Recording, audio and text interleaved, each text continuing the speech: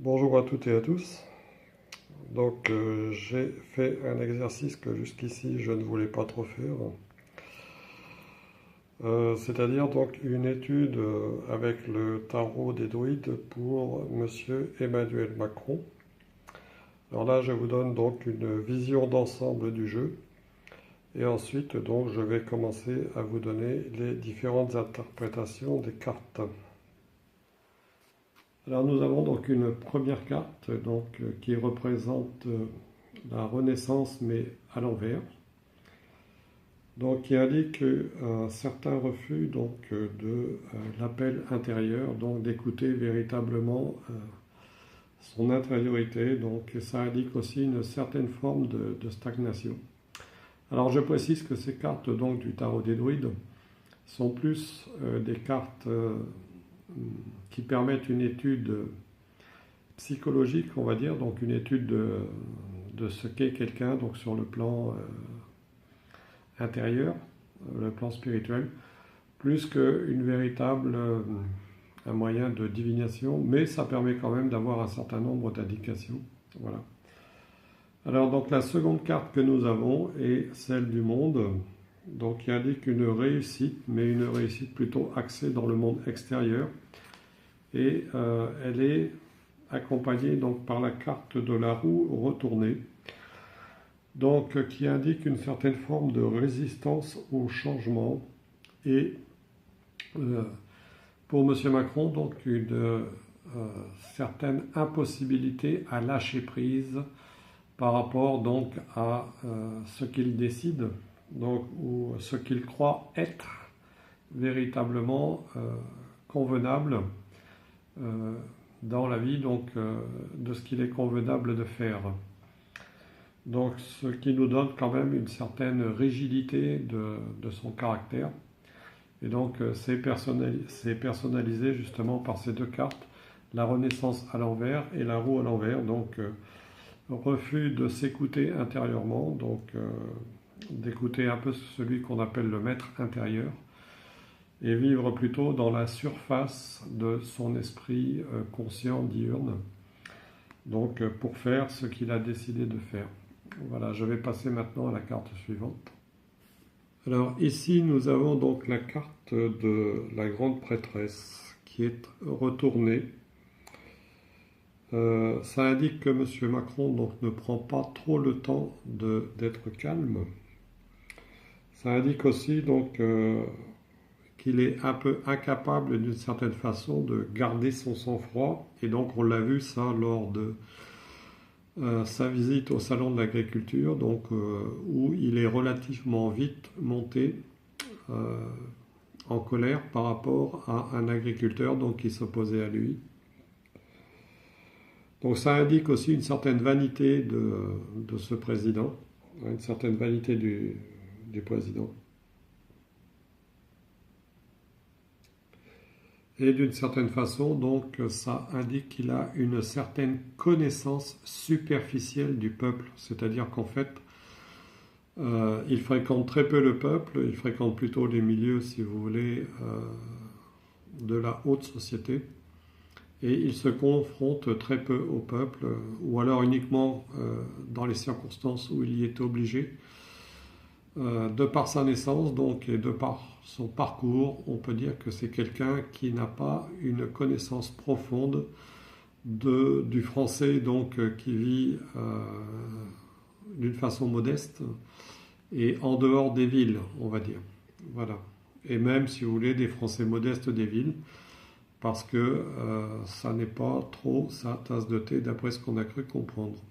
Alors cette carte de la grande prêtresse est associée donc à la carte numéro 3 qui indique la dame. Alors à l'envers, cela nous indique qu'il peut avoir des sentiments qui sont refoulés, une certaine stérilité intérieure et peut-être aussi parfois de l'indécision, de l'irrésolution ou de l'anxiété. Et nous avons en association la lame de la tour qui est retournée et qui nous indique que vouloir faire trop de changements d'une façon donc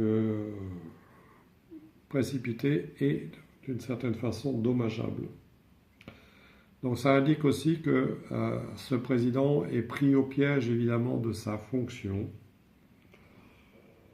et qu'il a l'impression d'être emprisonné par sa fonction.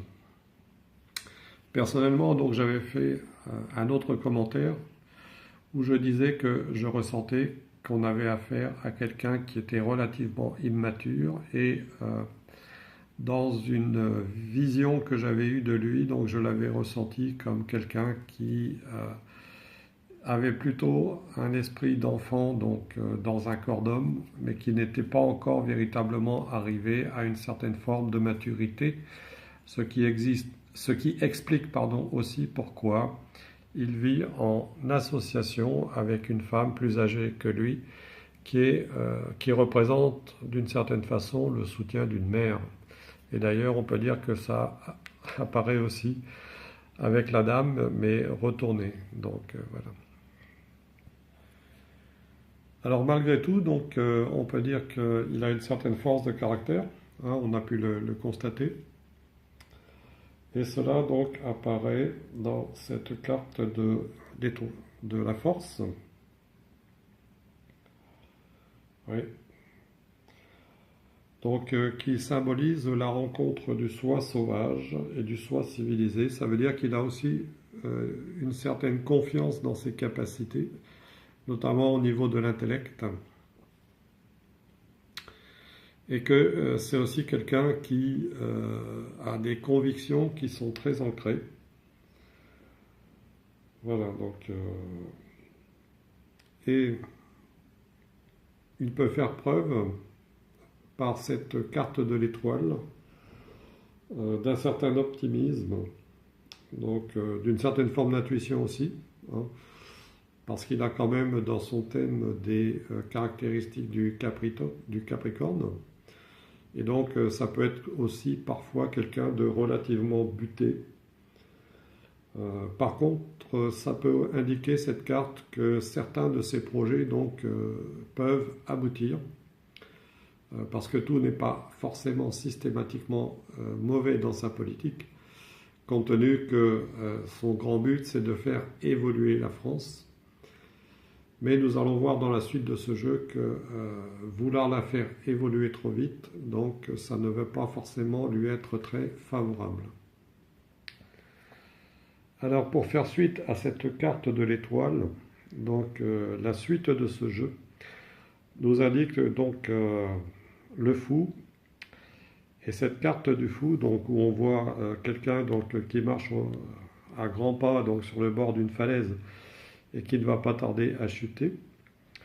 Donc cela indique une forme d'optimisme juvénile, d'immaturité, mais ça indique aussi qu'il peut faire de mauvais choix. Donc ça indique aussi peut-être un voyage nécessaire pour justement se connecter avec sa propre intériorité, ce qu'il ne fait pas forcément, et qui peut arriver à lui nuire dans son action donc à terme. Alors en plus donc le fou qui est associé à cette carte de la lune donc indique un difficile voyage sur le plan émotionnel, un parcours émotionnel difficile. Cela peut indiquer aussi qu'il aura des tromperies, des mensonges, et qu'il peut être confronté à des ennemis donc qu'il ne connaît pas forcément, et qu'il peut rencontrer d'une certaine façon des désillusions. Alors, les désillusions, donc c'est confirmé aussi par le magicien, donc la carte numéro 1, qui symbolise donc une forme de doute et un ego démesuré, qui peut inhiber donc la circulation de l'énergie à l'intérieur de lui-même, ce qui peut aussi, d'une certaine façon, finir par entraver son action. Voilà. Donc, de plus, ce magicien ici est associé avec l'ermite, qui conseillerait d'une certaine façon malgré la détermination qu'il peut avoir pour ses projets, de peut-être de temps en temps prendre du recul, se retirer du monde et ne pas de prendre de décisions importantes. Ça peut indiquer aussi une certaine forme de régression donc, et d'abandon. Alors il sera peut-être obligé justement d'abandonner ses projets parce que dans les semaines qui viennent, comme nous le savons, il va être confronté à des manifestations. Il va peut-être devoir donc réviser sa position et prendre du recul malgré son obstination donc à vouloir faire évoluer la France à une vitesse grand V. Alors à côté donc nous avons le grand prêtre, mais cette carte est à nouveau à l'envers, ce qui nous indique une certaine forme donc d'excentricité et peut-être le rejet donc d'une forme d'éducation religieuse qu'il a reçue dans sa jeunesse, puisqu'il est allé au collège de la Providence à Amiens, que je connais bien, pour l'avoir moi-même fréquenté, mais bien avant lui, donc à une époque où c'était dirigé par des jésuites. Voilà. Alors, il se peut aussi, si vous voulez, qu'il soit prisonnier de ses propres dogmes, parce que c'est quelqu'un, M. Macron, donc qui est influencé par la politique mondialiste. Et donc, voilà. Il aura peut-être besoin de prendre du recul par rapport à tout ça, parce qu'il va s'apercevoir que vouloir transformer la France contre la volonté des Français, selon une optique financière, ne va pas forcément être accepté par tout le monde. Alors, cette carte donc du grand prêtre qui est retourné est associée donc à la carte du chariot. Donc je trouve que ça le caractérise bien justement parce qu'on voit ce cavalier qui est lancé à toute vitesse avec deux chevaux différents. Donc évidemment le cheval blanc qui indique une certaine forme de spiritualité et le cheval noir donc qui indique l'intériorité de l'être, mais si vous voulez qui est mal influencé. Donc ça indique le côté blanc et le côté sombre de l'être humain. Et donc, comme je disais il y a quelques instants, vouloir véritablement transformer la France à toute vitesse, donc ça n'est peut-être pas forcément la bonne option. Et à terme, donc, ça va amener un certain nombre d'oppositions. Alors, cette carte du chariot indique aussi une forme d'ego développé et le danger d'une certaine rigidité au niveau du caractère, alors qu'il faudrait céder parfois. Donc le fait de ne pas vouloir céder, par exemple devant les syndicats et autres, ça peut justement, ça aussi, lui amener un certain nombre de blocages, de difficultés, donc c'est l'indice aussi de troubles. Et donc il devra sans doute, M. Macron, faire des efforts contre de grandes difficultés à venir.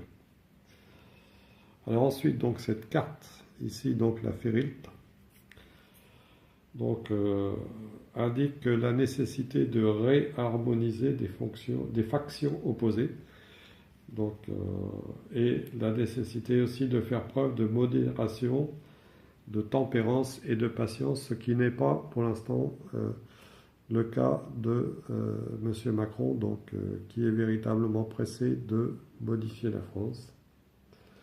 Et ce qu'il ressort au final, nous avons ici la dernière carte, Cernunnos, qui correspond aussi à la carte 15 du diable dans le tarot professionnel, dans le tarot de Marseille. Cela indique une certaine forme d'aveuglement spirituel et cela indique aussi une certaine forme d'abus de pouvoir. Donc vous voyez, ce jeu caractérise quand même assez bien donc, le personnage d'Emmanuel Macron, qui a tendance véritablement à vouloir abuser de son pouvoir. Donc, de vouloir imposer aux Français donc, un certain nombre de choses, mais on perçoit chez ce personnage donc, une certaine forme de psychorigidité donc, qui peut à terme lui amener de nombreux problèmes. Voilà, je vous remercie de m'avoir écouté et je vous dis à bientôt.